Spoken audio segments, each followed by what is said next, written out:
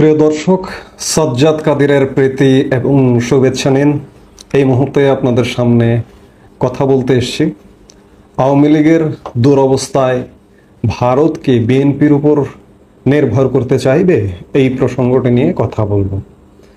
আজকে বিবিসি বাংলা এমন একটি প্রসঙ্গ নিয়ে রিপোর্ট করেছে। তারা তাদের শিরোনামে বলেছে যে বাংলাদেশের বিএনপিকে নিয়ে ভারত এখন কি ভাবছে। সেই রিপোর্টের আলোকে এই কথা বলতে চাই যে ভারত কি আসলে বিএনপির উপরে বাংলাদেশের সাথে সম্পর্ক স্বাভাবিক রাখতে, যদিও দুদেশের সরকারের সাথে সরকারের সম্পর্ক হয়, কিন্তু আগামীর বাংলাদেশে নিশ্চয়ই একটি রাজনৈতিক দল ক্ষমতায় আসবে এবং সেটি ক্ষমতায় আসবার সম্ভাবনা আসলে কার। আমি গতকালকের একটি আলোচনায় বলেছিলাম যে বিএনপিকে ক্ষমতায় আসতে দিতে চাইবে না জামাত কিংবা নতুন রাজনৈতিক দল এনসিপি। কিন্তু সত্যিকার অর্থে আজকের পৃথিবীতে পররাষ্ট্র নীতি ছাড়া দরজা বন্ধ করে কোনো দেশ শাসন করা যায় না। কারণ আজকের পৃথিবীতে আমরা সবাই সবার উপরে নির্ভরশীল কোনো না কোনোভাবে। তো সেই জায়গায় আওয়ামী লীগের চরম দুরবস্থা। আওয়ামী লীগের যদিও জনপ্রিয়তা আছে, আওয়ামী লীগ এমন ভালো বিরাট কিছু করে ফেলেনি 9 মাসে। এই জন্য আমি বারবার বলি, এগুলো আবারও বলছি, শুধুমাত্র বর্তমানে রাজনৈতিক অস্থিতিশীল পরিবেশ, বর্তমানে ব্যাপক হারে বাংলাদেশে রাজনৈতিক দুর্বৃত্তপনা চলছে এবং বর্তমানে যে একটি সরকার দায়িত্বপ্রাপ্ত, সেই সরকারটির দুঃশাসনের কারণে আওয়ামী লীগ এই মুহূর্তে তুমুল জনপ্রিয়। কিন্তু অত্যন্ত পরিতাপের বিষয়, অত্যন্ত দুঃখের বিষয়, আওয়ামী লীগের নেতৃত্ব এক প্রকার দেউলিয়া টাইপের। আওয়ামী লীগের নেতৃত্ব এই মুহূর্তে খুঁজে পাওয়া কঠিন। সাবেক প্রধানমন্ত্রী কিংবা আওয়ামী লীগ প্রধান শেখ হাসিনা একাই আসলে কি করবেন, কি করতে পারেন তিনি। আজকে মর্মে মর্মে উপলব্ধি হয় তিনি আসলে জাহান্নামের আগুনে বসে তিনি হেসেছিলেন, স্বর্গের হাসি হেসেছিলেন। তিনি যে 16টা বছর কিভাবে এই দেশটা চালিয়েছেন, তার দলের ভেতরে যে এত দুর্বৃত্ত তিনি জানতেন। এমনকি তার পরিবারের ভেতরে যদি নাও হয়, সাইড পরিবার যাদের সাথে এই যে একটু শেখ লাগানো আছে না, এই শেখদের তাণ্ডবের মধ্যেও তিনি যে কিভাবে দেশটি চালিয়েছেন সেটি রীতিমতো গবেষণার বিষয়। দীর্ঘ 16 বছর টানা সেই জায়গায় তাকে সাধুবাদ দিতে হয়। তো সেই জন্যই বলছি যে আওয়ামী লীগ প্রধান শেখ হাসিনা একাই আসলে কি করবেন, কারণ তার দলের নেতৃত্ব তো নেই। আওয়ামী লীগ যে ফেরবার কোনো লক্ষণ নেই, এখন পর্যন্ত 9 মাসেও লক্ষণটা নেই। তবে এ কথাও বলে রাখি যে হঠাৎ করে কোনো এক ঝড়ের মতো এক আওয়ামী লীগের যেমন পতন হয়েছে, ঠিক ঝড়ের মতো আওয়ামী লীগ যদি ফিরে আসে, হঠাৎ করে ফিরতে শুরু করে, অবাক হবার কিছু থাকবে না। কিন্তু এখন পর্যন্ত নেই। সেই জায়গায় বাংলাদেশের সাথে ভারতের সম্পর্কটা কেমন হবে আগামী দিনে? ভারত কি বিএনপির উপরে নির্ভর করবে, বা বিএনপি কি ভারতের উপরে নির্ভর করবে? বিএনপি ক্ষমতায় আসতে পারবে না যদি কারো উপরে নির্ভর না করে। কিন্তু এখন পর্যন্ত যদি আপনি বিএনপির অ্যাক্টিভিটিস দেখেন, বিএনপি খানিকটা জামাতের ফাঁদে পা দেওয়া। জামাতকে ভারত কোনোভাবেই কখনোই অ্যাকসেপ্ট করবে না, এটি এক প্রকার নিশ্চিত। এমনকি নতুন যে রাজনৈতিক দল এনসিপি কেও গ্রহণ যে করবে না, এটি নিশ্চিত। আওয়ামী লীগের বিকল্প হিসেবে ভারত বিএনপির উপর ডিপেন্ড করতে পারে, কিন্তু সেই ডিপেন্ড করবার জায়গাটাও কিন্তু বিএনপি এখনো পর্যন্ত তৈরি করেনি। বিএনপি ভারতের সাথে সম্পর্ক কিন্তু ভালো করবার চেষ্টা করেছিল। 2014 সালে যখন নরেন্দ্র মোদীর বিজেপি সরকার ক্ষমতায় এলো, তখন কিন্তু বিএনপি শিবিরে একটা উল্লাস বয়ে গিয়েছিল।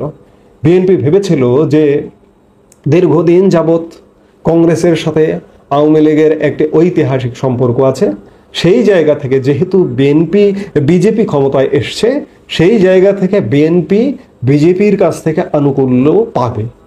কিন্তু সেটি হয়নি। কালে কালে বিষয়টা ভিন্ন হয়ে গেছে। আরেকটি কারণ হচ্ছে 2001 6 আমল বিএনপির শাসন আমল। 1-6 শাসন আমলে ভারতের বিশেষ করে সেভেন সিস্টার্সের বিচ্ছিন্নতাবাদীদের বাংলাদেশে আশ্রয় প্রশ্রয় দেওয়া এবং সেভেন সিস্টার্সে বাংলাদেশ ভূখণ্ড দিয়ে 10 ট্রাক অস্ত্র পাচারের মতো বড় ধরনের ঘটনাগুলো ঘটবার কারণে ভারতের দই দেখলেও চুন মনে হয়, যে চুন, এটিকে দই নয় এটি চুন, এই চুন খেয়ে মুখ পুড়ে যাবে, এটি কিন্তু ভারতের মনে হয়। সেই জায়গায় বিএনপির উপর আস্থায় আসতে পারেনি। কিন্তু আগামী দিনে কি আস্থায় আসবে, তেমনটাও এখন পর্যন্ত কিন্তু লক্ষ্য করা যাচ্ছে না। কারণ বিএনপি ভারত বিরোধী ক্যাম্পেইন নিয়ে আছে। সেটি বিএনপি হয়তো ভাবছে যে এই মুহূর্তে বাংলাদেশ ভারত বিরোধিতায় মত্ত, এই ভারত বিরোধী মত্ত পরিবেশের পক্ষে থেকে ভোটের রাজনীতিতে লাভবান হওয়া যাবে, সেই জায়গাটা বিবেচনায় এখন পর্যন্ত বিএনপি ভারত বিরোধী ক্যাম্পেইনেই নিমজ্জিত। দুদিন পর আমরা দেখি, বিশেষ করে বিএনপির সিনিয়র যুগ্ম মহাসচিব রুহুল কবির রিজভীর ভারতীয় পণ্য পুড়িয়ে দেবার মতো ঘটনাগুলো দেখি, যার দরুন বিএনপির পক্ষ থেকে কোনোভাবেই মনে হচ্ছে না যে বিএনপি ভারতের উপর নির্ভর করবে। কিন্তু ক্ষমতায় আসতে হলে তো কারো না কারো উপর নির্ভর করতে হবে, বৈদেশিক সম্পর্কের উপর নির্ভর করতে হবে। আজকে বিএনপির উচিত হবে না এই যে জামাতের ফাঁদে পা দেওয়া।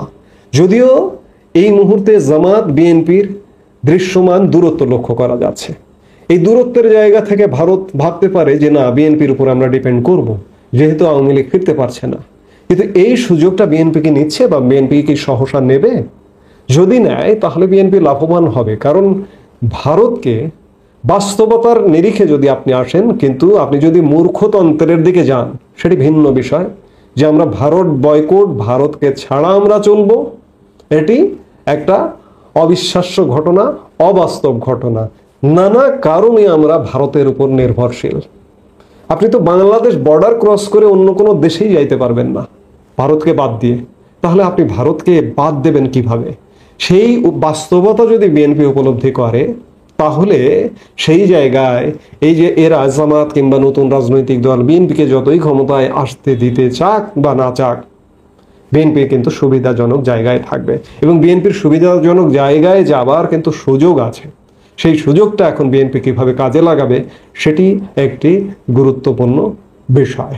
আরেকটি জিনিস, যে বিবিসি বাংলার রিপোর্ট যেটি বলছে যে ভারত কিংবা রাজনৈতিক দল হিসেবে বিজেপি এখনই নির্বাচনের আগে কোনো রাজনৈতিক দলের সাথে সখ্যতা গড়ে তুলবে না। কারণটা হচ্ছে যে আগেই যদি কারোর সাথে সখ্যতা গড়ে তোলে, তাহলে সারা পৃথিবীব্যাপী একটা বার্তা যাবে যে ওই রাজনৈতিক দলকে সমর্থন করছে ভারত। সেটি করবে না। ভারত যেটি করবে, বিবিসি বাংলার রিপোর্টে যেটি বলছে, সেটি হচ্ছে যে নির্বাচন পরবর্তী সময়ে বিএনপি যদি 2001-06 আমলের সেই ভূমিকা থেকে সংশোধিত হতে পারে, তাহলে সেই জায়গায় আস্থায় নিয়ে দুই দেশ একসাথে চলতে পারে। সেই জায়গায় এখন বিএনপির ভূমিকা কি হবে? বিএনপিকে আসলে কন্টিনিউ ভোটের রাজনীতির জন্য ভারত বিরোধী অ্যাটিটিউড চালিয়ে যাবে, নাকি ভারত বিরোধী যে অ্যাটিটিউডটা ছিল সেটা থেকে কিছুটা প্রশমন করবে নিজেদেরকে? এবং আগামী দিনে বিএনপি যদি ক্ষমতায় আসেও, তাহলে ভারতের সাথে বাস্তবতার নিরিখে একসাথে চলতেই হবে। এমনকি জামাত যদি ক্ষমতায় আসে, তাহলে ভারতকে বাদ দিয়ে যদি এই দেশ পরিচালনা করতে চায়, তাহলে বাংলাদেশ পরিচালনা করা এক প্রকার অসম্ভব। আমি আলাপটি শুরু করেছিলাম যে বিএনপি এখন কি করবে, ভারত নির্ভর হবে কিংবা ভারত কি বিএনপি নির্ভর হবে, এগুলো আসলে সময় বলে দেবে। এই মুহূর্তে লক্ষণ বোঝা যাচ্ছে না যে বিএনপি ভারতকে চাইছে কিনা কিংবা ভারত বিএনপিকে চাইছে কিনা। তবে ভারত অন্ততপক্ষে বিএনপি যেহেতু একটা মধ্যম পন্থার দল, জামাত কিংবা এনসিপি, যে এনসিপি কথিত আছে যে জামাতেরই আশীর্বাদ পুষ্ট একটি রাজনৈতিক দল, কোনোভাবেই এনসিপির উপর নির্ভর করবে না। আর এনসিপির জন্মই হয়েছে সেদিন, 9 দিন, এখনো নারীর ঘা শুকায়নি। সেই জায়গায় এনসিপির উপর নির্ভর করবার কোনো কারণই নেই। সেই জায়গা থেকে বিএনপির জন্য একটা সুযোগ আছে যে বিএনপি ভারতের কাছে নির্ভরশীল হয়ে উঠতে পারে আওয়ামী লীগের অনুপস্থিতিতে। এবং এখন প্রশ্ন হচ্ছে বিএনপি সেই সুযোগটা কাজে লাগাবে কিনা। বিএনপির সেই সুযোগটা লুফে নেওয়া উচিত। আওয়ামী লীগের শূন্যতায় বিএনপি যদি সেই সুযোগটা কাজে লাগায় তাহলে বিএনপি লাভবান হবে। এই মুহূর্তে এ পর্যন্তই। সবাই ভালো থাকুন, সুস্থ থাকুন। আমাদের ভিডিওগুলো নিয়মিত পেতে সাবস্ক্রাইব করুন Sajjad Kadir and the legends YouTube channel এবং লাইক, কমেন্ট, শেয়ার করে সাথে থাকুন।